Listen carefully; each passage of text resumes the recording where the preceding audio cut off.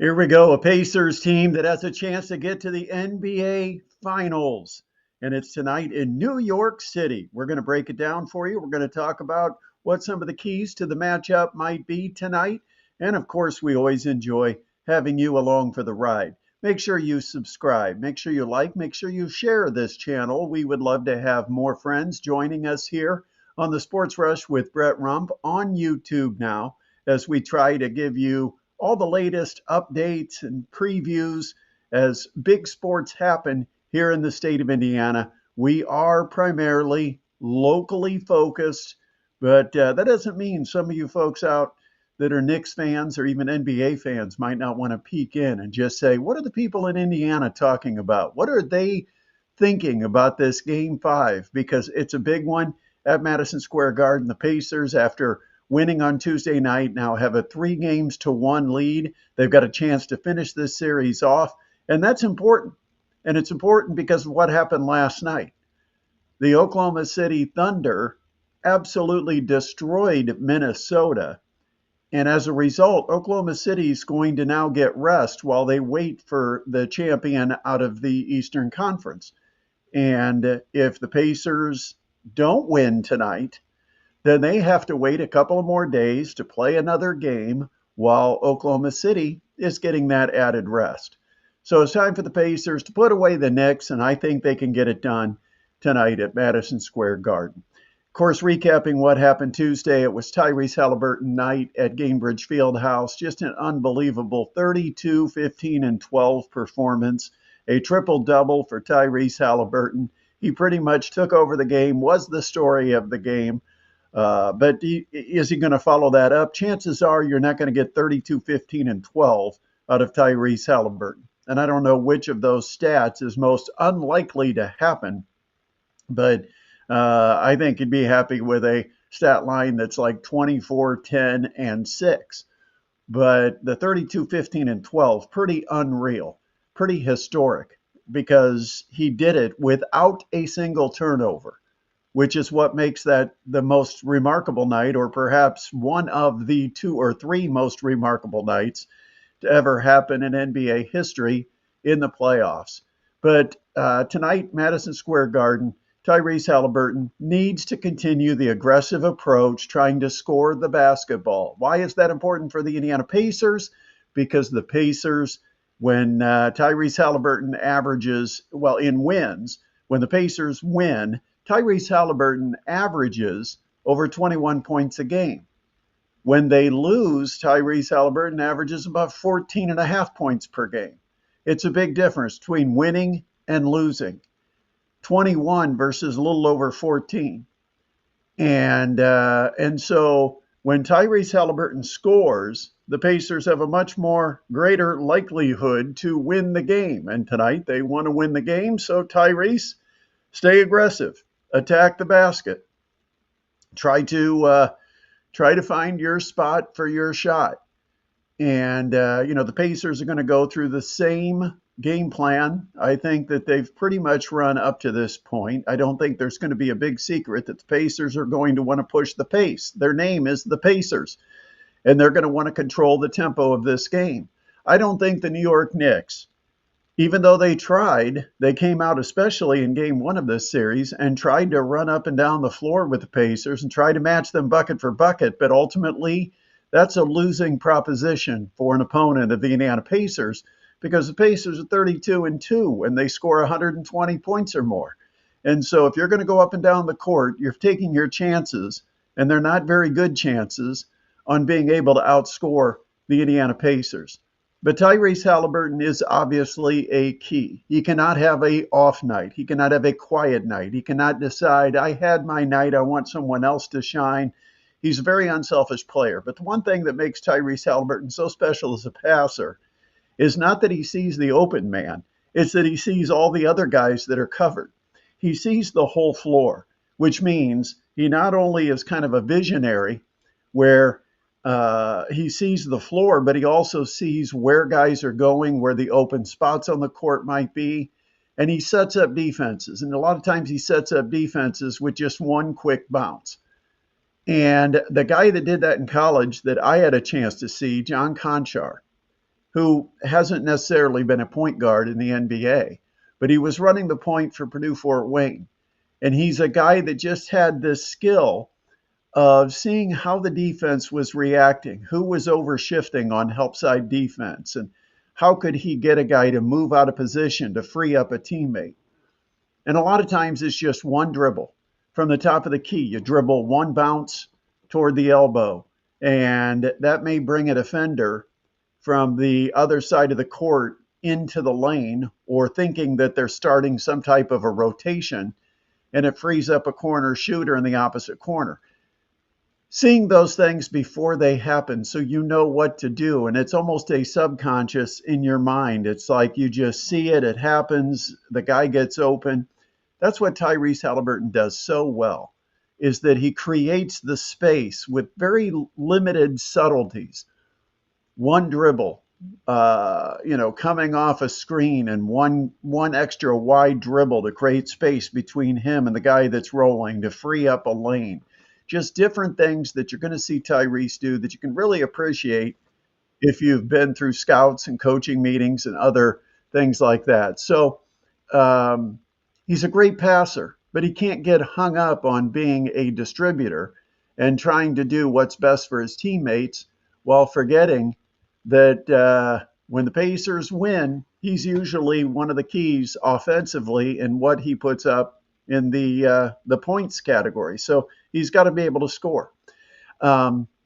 Defensively, the story has been trying to figure out a way to stop Jalen Brunson, obviously Aaron Nesmith, but Nesmith can't guard him the entire game. He'll foul out, and you want to have Nesmith around late. Brunson is one of these guys that knows how to create contact and do it in a way that gets a whistle. And some may call it flopping, some may call it embellishment, but he's very crafty at getting, if you get a hand that's too far out, he'll clip it and push it and pull it, and off he goes falling down, and it looks like he's been shoved over by the defender. He's just crafty that way. And it's high risk when you guard him that you're going to pick up a couple of cheapies, probably that have been induced by Jalen Brunson. And I'm not saying that to critique Jalen Brunson, because if you can get away with it, do it all night long. It's a good tactic if it works. And they can't call an offensive foul because there's not enough in there to really call it on Brunson. So he's just kind of perfected that. To be able to handle the ball and distribute the ball and be able to shoot it while you're also doing that, that's a special skill. Jalen Brunson has it. But the problem with Nesmith is if he tries to play that physical game on Brunson all night long, Brunson's going to have him on the bench in the fourth quarter with foul trouble. And so you have to rotate guys. It also is very exerting. And so you want to keep a guy fresh on Brunson, because part of the goal for the Indiana Pacers is to wear Brunson down by guarding him throughout the half court. And that includes going over the top of screens that are almost 40 feet from the bucket. I don't agree with it, but I understand it's part of a bigger picture for the Indiana Pacers. But I would like them to drop, because what's happening when they go over the top of the screen is they end up on the backside of Brunson. Brunson drives down the lane, and now the big has a choice as to whether he comes over to help. And to be honest, if the big doesn't have the perfect position against Brunson, Brunson will score on the big. The bigs are just not quick enough for Brunson's last step, last move, and he can get the shot up over almost anybody. So I would rather see them take the shortcut, especially if it's not near the three-point line. If that screen's being set halfway between the three-point line and half court, drop underneath. But the Pacers have been chasing the top over the top of that screen, and it puts the guy guarding Brunson into a bad guarding position. But that's the way they've played it. And the bigs have to be aware of exactly where they're at on the court, what angle Brunson has taken, try to slow him down so the guard can get back in front. But what often happens is the guard never does get back in front. He gets up to the side of Brunson and then runs with him all the way down the lane along the side of Brunson, and that's never good enough. You've got to beat Brunson to the spot if Brunson has his left-handed dribble. And so I think, focusing on just some of the little techniques on guarding Jalen Brunson. here's one of the things I'm surprised with. And I think Ben Matherin, now that he's earned some time on the court, is probably going to have his time to guard Brunson now because Andrew Nembhard is not the answer. We knew that going into this series. We talked about it in our preview before the series began. Pacers tried it last year. It didn't work. They had to get away from it. And they tried it in this series, and it hasn't worked, and they've had to get away from it. You need a bigger, more physical body against Brunson. Brunson just, his eyes light up when he sees that Nembhard is the one guarding him. But the guy that I still think could be a factor defensively, and maybe it's just for a minute or two, but we've not seen him on the court this series, is Jarace Walker. I mean, this guy was a top 10 pick from a year ago, 2 years ago now, back in 2023. And the guy that's playing and actually guarding Brunson at times, Ben Shepherd, who was picked near the end of the first round, while Jarace Walker was a lottery pick, number 8 overall in that same draft. We're at a point now where we really seriously have to start questioning whether Jarace Walker is a bust. I mean, he gives occasional minutes during the regular season. They give him a try at point guard. They give him a try on the wing. But, you know, I'm thinking a physical body, an athletic frame, 6'7" guy. Maybe he can cause Brunson some troubles over a minute or two stretch here or there. But he could be a liability with turnovers on the offensive end. But no, the Pacers, obviously, rebounding is going to be a key because the New York Knicks will attack the glass. They'll continue to attack the glass on the Indiana Pacers. It's one of their weaknesses. Miles Turner, it's time to step up and hit some threes. He's getting some looks on that pick and roll, pick and pop.